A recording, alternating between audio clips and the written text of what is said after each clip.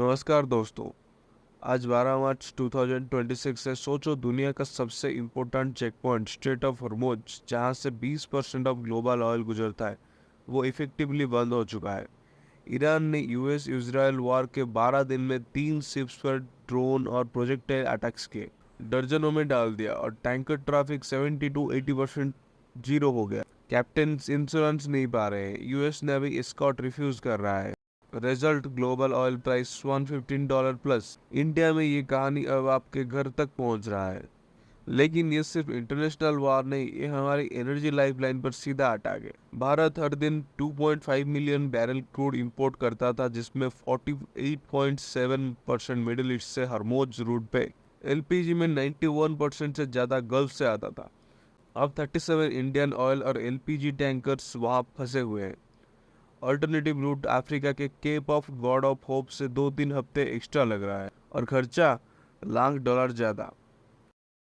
IEA ने 32 country से record oil reserves release करने को कहा है, लेकिन इंडिया के लिए टेम्पररी रिलीफ है। अब असली ट्विस्ट ये है दोस्तों, गवर्नमेंट अमेरिका के साथ इतना क्लोज अलाइन हो गई कि ईरान जैसे पुराने एनर्जी पार्टनर से दूरी बढ़ गई। फॉरेन पॉलिसी में यूएस प्रेशर में डिसीजन लिया गया, जिसमें हमारी सप्लाई चेन वल्नरेबल हो गई। एक तरफ इसराइल को फादरलैंड बोल दिया, लेकिन इससे ईरान ने स्ट्रिक्ट कर दिया है। अब सप्लाईज अफेक्टेड और हम देख रहे हैं कि एनर्जी सिक्योरिटी इतनी वीक है। सबसे बुरा हाल है एलपीजी का। गवर्नमेंट ने हाउस होल्ड सिलेंडर को प्रायोरिटी दी, लेकिन कमर्शियल एलपीजी सप्लाई ऑलमोस्ट बंद। प्राइस 6.5% बढ़कर 1883 पे सिलेंडर हो गया।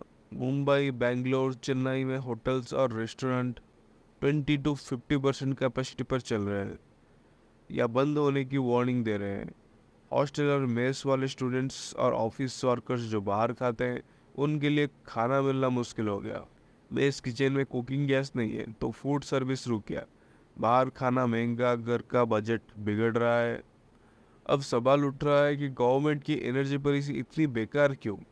पहले से डाइवर्सिफाई क्यों नहीं किया जब वार्निंग था?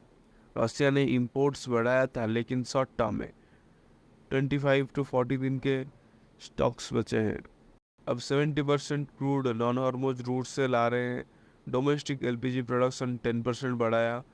एसेंशियल कमोडिटीज एक्ट लगाया गैस डाइवर्सिटी के लिए। लेकिन ये सब क्राइसिस के बाद अगर वॉर लंबी चली तो इंडिया एशिया में सबसे ज़्यादा सफ़र करेगा।